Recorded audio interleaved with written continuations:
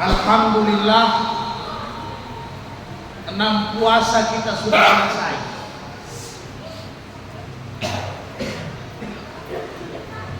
Dan insya Allah puasa yang telah kita selesaikan semuanya diterima oleh Allah Subhanahu wa Ta'ala. Dan masih panjang perjalanan kita di bulan suci Ramadan ini, sehingga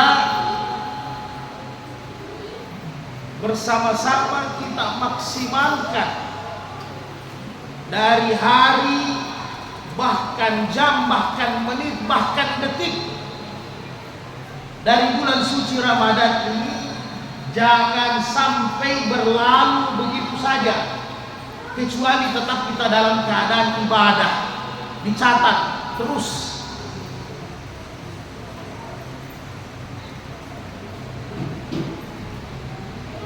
Dan kita bersyukur doa kita ini sudah dikabulkan oleh Allah.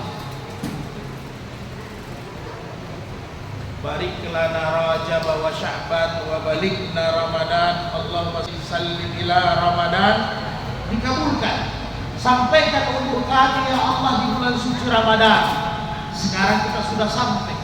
Bahkan sudah 6 hari kita selesaikan puasa. Maka salah satu amalan yang bisa menyebabkan ibadah puasa Ramadan kita ini nilainya tinggi.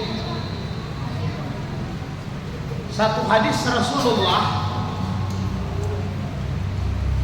di Sahih Bukhari dari Abu Sa'id Al-Khudri, hadis sahih. Rasulullah sallallahu alaihi wasallam bersabda, "Innallaha wa malaikatahu yusalluna 'alal muslim mutasyahhirin." Sesungguhnya Allah dan para malaikatnya membacakan salawat kepada orang-orang yang makan sahur. Sehingga kata Rasulullah, "Fala tad'u," jangan tinggalkan ini makan sahur. Walau biju'atin min ma'in, walaupun hanya seteguk air. Walau bitamrin, walaupun hanya 1 biji korma. Jangan kalian tinggalkan. Karena pahalanya orang yang bersahur dengan tidak bersahur beda. Sama-sama sah secara hukum. Imam Syafi'i, Imam Hanafi, Imam Malik, Imam Hanbal mengatakan hukumnya sunnah muakkadah, hampir wajib.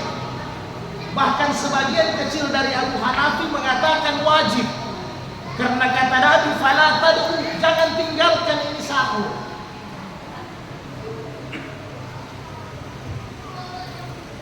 Hanya masalahnya ada juga orang yang jelek, kata ulama Pak Yunus.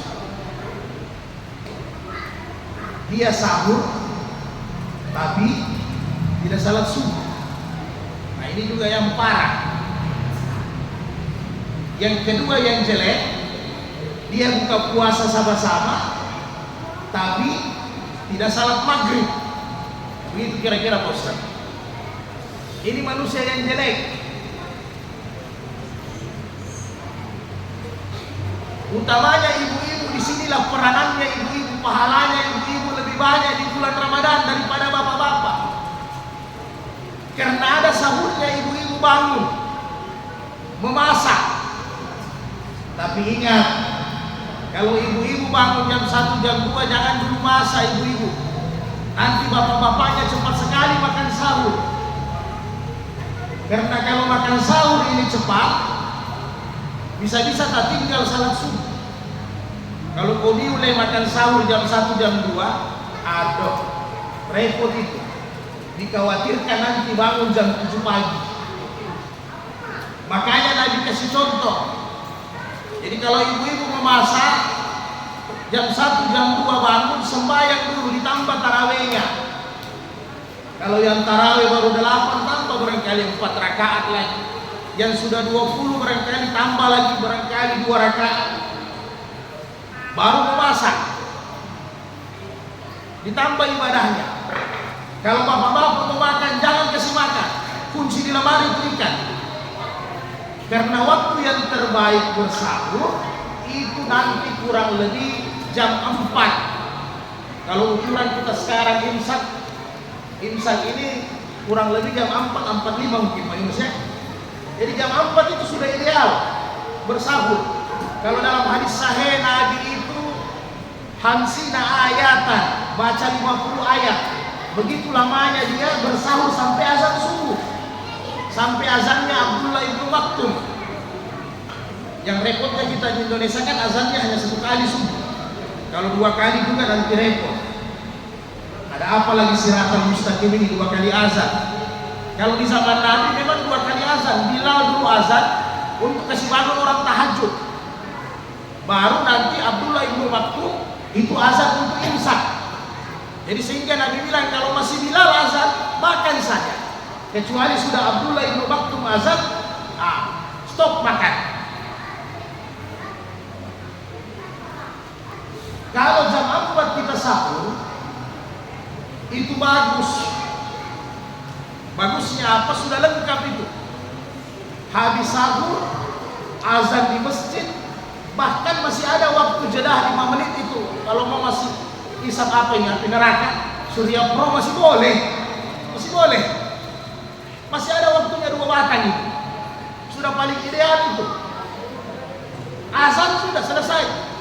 Kalau mau wudhu kembali boleh, berkumur-kumur juga boleh. Langsung masuk masjid. Jangan sahur, masuk di kamar lagi. Selesai itu. Jadi jangan sampai kita lupakan ini sahur. Biasa juga kita mau makan tengah malam. Dimakan memang jam 12 ribu 3 piring. Alasannya nanti siapa tahu ketiduran. Sahur juga bagus juga, tapi pahalanya sedikit. Kita mau cari yang banyak. Tidak ada orang mau cari pulus itu sedikit, maunya yang banyak. Karena kalau sudah lewat ini bulan Ramadan sudah beda. Sudah tidak banyak lagi pahalanya seperti di bulan Ramadan ini. Kenapa harus sahur? Secara fisik Allah cinta kita.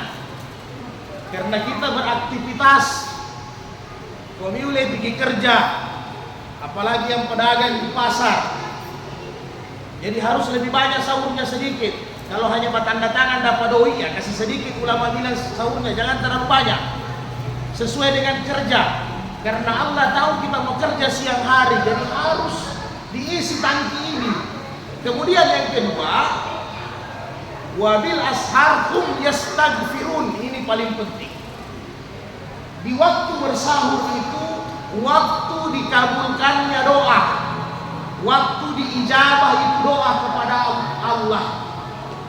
Dekat kita dengan Allah itu di waktu sahur.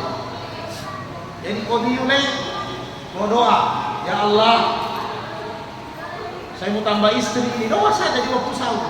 Atau yang janda mau dapat suami, doa di waktu sahur. Atau mau tambah banyak doi, silahkan.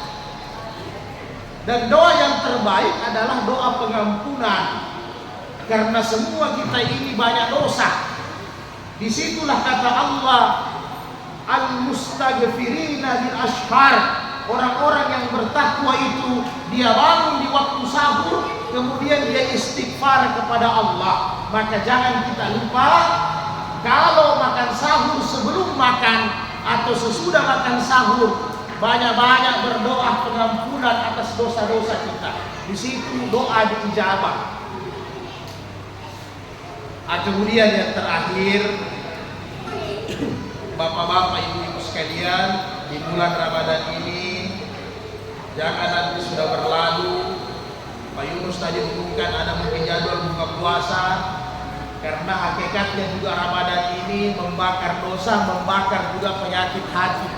Termasuk itu penyakit nasi dan garoke. Itu dibakar. Maka banyak-banyak Nabi itu kalau di bulan Ramadan seperti angin yang berhembus. Artinya apa? Nabi itu tangannya itu terbuka lebar-lebar. Ini kesempatan Tidak berapa itu. Sebenarnya kalau kita dikasih jadwal buka puasa, kita harus marah sebenarnya. Tapi ada yang marah, dia kasih pulang itu jadwal. Kenapa? Saya tidak mau begini, saya tiap hari harus mau buka puasa. Berapa itu leh? Kita kue itu 5.000 masih dapat 4 di pagi. 10.000 dapat 8, bawa ke masjid tiap hari 10.000 saja, itu sudah ukuran paling sedikit. Kali 1 bulan hanya berapa? 300.000. Kalau orang Bugis bilang kurusumanya itu 300 ribu. Kan berapa itu? Kapan lagi kita bisa dapat pahala yang besar? Karena kalau kita bawa kue, bawa minuman di masjid lagi, di luar bulan Ramadan, biar 1 oto kita bawa, beda pahalanya. Beda itu pahalanya. Jadi dibuka-buka itu tangan, kalau mau rezeki itu dalekta itu, mau barakah. Amo kimak kareso, biar kita setengah mati banting tulang.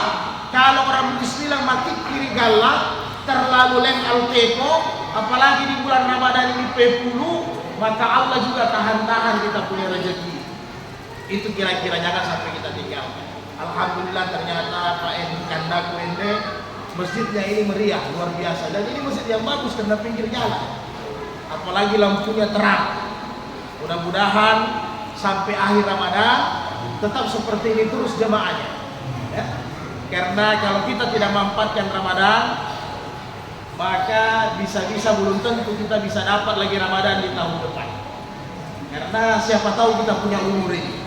Nah, jadi diisi masjidnya selalu diisi dengan ibadah, diisi dengan salat 5 waktu.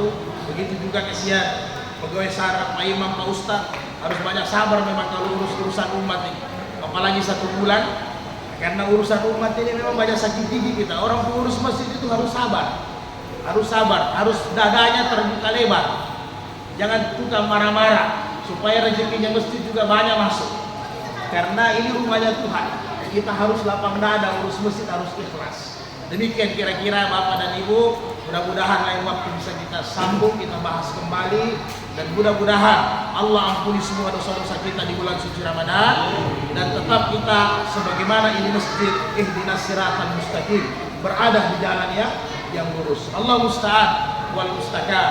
Subhanallah bihamdi, subhanallah bihamdika, asyhadu an la ilaha illa anta, nastaghfiruka wa natubu ilaik. Assalamualaikum warahmatullahi wabarakatuh.